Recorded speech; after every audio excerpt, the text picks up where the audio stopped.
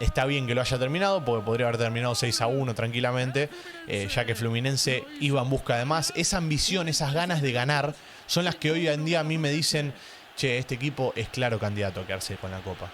Hola, hola a todos sudamericanos, ¿cómo andan? Sean bienvenidos a un nuevo video Sudamérica, tu canal de fútbol sudamericano. Día de hoy, día de Copa Sudamericana y de Copa Libertadores. Y cómo no nos encontramos con la goleada histórica de la jornada nocturna de la Copa Libertadores. Estamos hablando de Fluminense 5, River Plate 1. La goleada histórica, ¿por qué es una goleada histórica? Porque es la primera vez, o sea, es la máxima goleada que le hicieron a River en torneos internacionales. 5 goles le metieron el día de hoy por parte de Fluminense.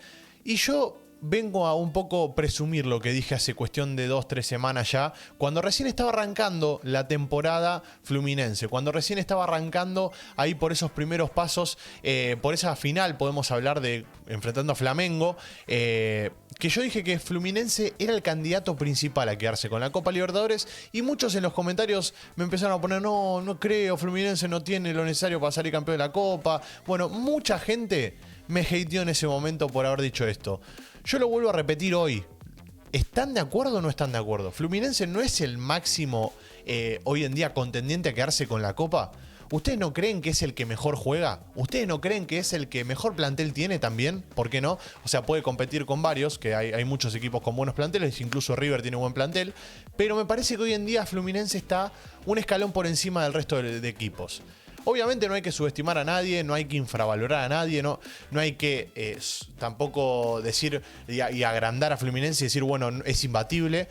Pero sí hay que decir que se ganó el derecho de ser un claro candidato a quedarse con la Copa Libertadores. Tiene un buen goleador, tiene una buena defensa, tiene un mediocampo exquisito con un jugador como Ganso que, me canso de decirlo, es un mago, es único, juega a otra marcha, juega a otra cosa directamente.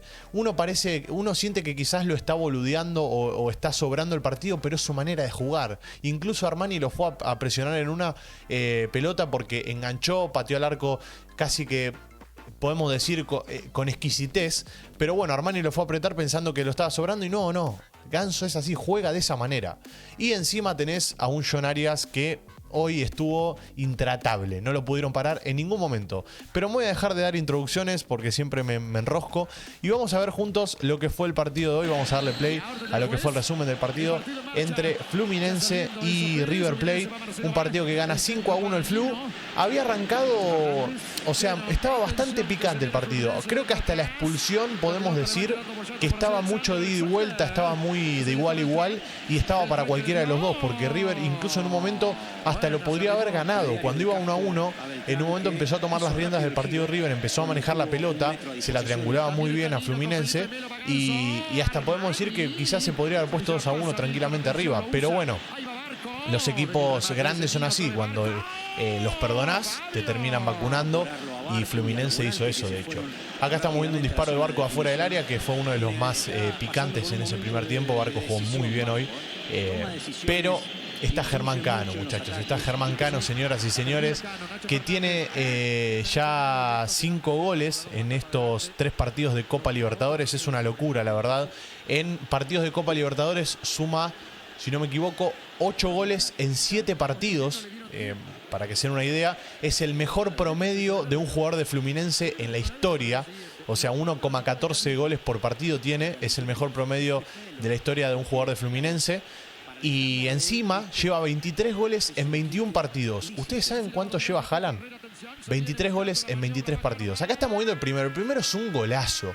Cómo se lleva la pelota y cómo define al primer palo fuerte arriba del travesaño.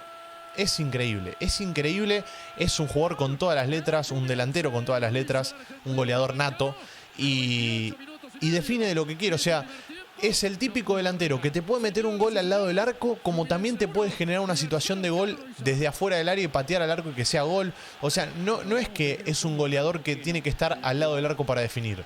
No, se mueve muy bien dentro, fuera del área, sabe dónde va a caer la pelota y tiene ese olfato que lo hace distinto. Tiene ese olfato que sabe dónde va a caer la pelota. Acá estamos viendo el empate. El empate es una dormida de siesta en esa banda izquierda así de Fluminense, y después Nico de la Cruz aprovecha muy bien y asiste a Beltrán. Y hasta este momento yo creo que el empate estaba bien. porque habían jugado muy bien tanto River como Fluminense, estaban haciendo bien las cosas ambos equipos, y creo yo que el empate era un resultado justo hasta ese momento. Pero van a ver que hay un momento en el que Fluminense empezó a hacer más, empezó a manejar mucho más la pelota, se adueñó del partido tranquilamente y empezó a demostrar por qué es el claro candidato a quedarse con la Copa. Hoy en día está mejor que Flamengo, está mejor que Palmeiras, está mejor que River también, porque de hecho hoy lo enfrentó y lo superó. Veremos qué va a pasar en el Monumental, porque ese es un buen parámetro también para saber. Esto que hace Ganso acá es increíble, loco. Todos se van a quedar con el gol de Cano, que está perfecto, porque es el gol del 2-1, y es muy entendible, la verdad. Ahora, lo que hace Ganso, frena la pelota y se toma un tiempo. ¿Ustedes saben lo que es tomarse un tiempo en el mundo del fútbol sudamericano? Es una locura. Ningún jugador se toma un tiempo hoy en día. Todos juegan a 100 kilómetros por hora. Y no es así. A veces hay que tomarse un tiempo. Ganso se lo toman todas las jugadas y por eso es distinto. Por eso juega a otro ritmo, juega a otra cosa. Juega a otra cosa. Esa es la palabra exacta para definir a Ganso. Una excelente jugada que terminaba siendo gol de Canito, un golazo también podemos decir. Bueno, acá Armani salvaba el tercero. Ya empezaba a ser cátedra de Fluminense en estos momentos. Ya estaba jugando otra cosa Fluminense y se lo estaba llevando puesto.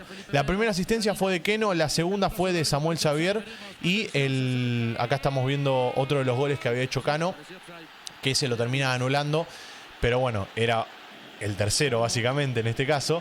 Está bien anulado, hay offside acá y lo están viendo, y terminaba siendo offside, así que está perfecto desde ese lado. El VAR actuó muy bien en esa jugada. River tuvo la posibilidad también de empatarlo en esta jugada, por ejemplo. Hubo otra también que patea, si no me equivoco fue no me sale ahora quién había pateado, pero se tiró a barrer muy bien Marcelo y se la terminaba llevando. Y acá viene la expulsión de González Pires, que para mí fue el momento en el que el partido hizo así, porque hasta el 2-1 venía muy bien Fluminense y River, venían jugando de igual a igual. River tenía sus jugadas, Fluminense estaba empezando a tomar las riendas del partido, pero bueno, a partir de esa expulsión tuvo esa de Cano, esta es la que me refería, que podría haber terminado un gol tranquilamente. Un bombazo que se tira a sacar muy bien ahí, no sé si había sido Marcelo, pero bueno. Una buena sacada, una buena salvada. Y después va a llegar el gol de John Arias, por supuesto. El colombiano que está intratable, asiste, mete goles, hace todo. Un extremo muy picante, corre, mete, cuando hay que bajar a defender, baja a defender. Es completísimo John Arias y hoy encima marcó 2 goles. O sea, un excelente partido para John Arias, una muy buena definición acá, después de que se la dejó prácticamente Alexander, porque le dijo, tómaselo, encima pase de caño ahí, a Robert Rojas le hace el caño, y después una excelente definición, como les dije, de John Arias, para ya marcar el 3-1 y empezar a liquidar el partido. La verdad es que con el 3-1 era otra cosa, y encima asiste de esta manera. ¿Qué centro tira John, loco? ¿Qué centro tira el colombiano? El colombiano tiene que estar sí o sí en los planes de Néstor Lorenzo. Yo no tengo dudas de eso, porque lo que está haciendo últimamente en Fluminense ya lo viene arrastrando desde el año pasado. Una muy buena temporada tuvo, y este año lo arranca de la mejor manera posible, asistiendo a Cano, y Cano que con este gol se llevaba la pelota porque era el tercero ya de la noche. Este gol es de goleador también, fíjense que la pelota cae donde está él. Está bien que se la pone en el pie, ¿no? Pero bueno, hay una responsabilidad también de Armani. Y después el golazo de Arias para marcar el 5-1 definitivo. Y yo creo que podría haber seguido, pero bueno, el árbitro termina finalizando el partido. Está bien que lo haya terminado, porque podría haber terminado 6-1 tranquilamente, ya que Fluminense iba en busca de más. Esa ambición, esas ganas de ganar, son las que hoy en día a mí me dicen, che, este equipo es claro candidato a quedarse con la Copa. Así que el quinto fue de John Arias, asistencia de John Kennedy en el minuto 91. Y para liquidar el partido, iba a decir la serie, pero no, todavía no hay serie. Y para mí, un pie y medio en octavo de final. ¿Qué quieren que les diga? Yo les voy a dar mi punto de vista. Para mí es un pie y medio en octavo de final. No tengo dudas de eso. Con este 5-1 queda primero con 9 puntos. En segunda posición está The Strongest en estos momentos, que está jugando frente a Sporting Cristal. Por la noche vamos a tener el resumen del partido, así que los invito a que se queden si tienen ganas, esperando el final del partido, que vamos a subir el resumen acá a la pantalla de Suda. Y después queda River en tercera posición con 3 puntos sobre 9 posibles, y Sporting Cristal en cuarta posición con 1 punto. Hasta el momento, porque están empatando Sporting Cristal y The Strongest. Veremos qué va a pasar. Y los rivales que le quedan a Fluminense, bueno, desde vuelta a la ronda, pero desde invirtiendo las localías, va a enfrentar a The Strongest en La Paz el 25 de mayo. Y por parte de River va a tener que jugar frente a Sporting Cristal en Perú. O sea, para mí la parada más complicada la tiene Fluminense, pero bueno, Fluminense ya está con un pie y medio en los octavos de final. Gracias por estar ahí detrás de la pantalla, sudamericanos. Les agradezco de corazón por habernos acompañado en este resumen. Como siempre, tienen los resúmenes en el canal para ir a disfrutar el partido que quieran. Fluminense, claro candidato a quedarse con la Copa. Y River, a no decaerse. Nunca hay que dar por muerto un campeón. Sépanlo eso, siempre. Gracias por estar ahí, los quiero mucho. Un abrazo a todos y chau, chau.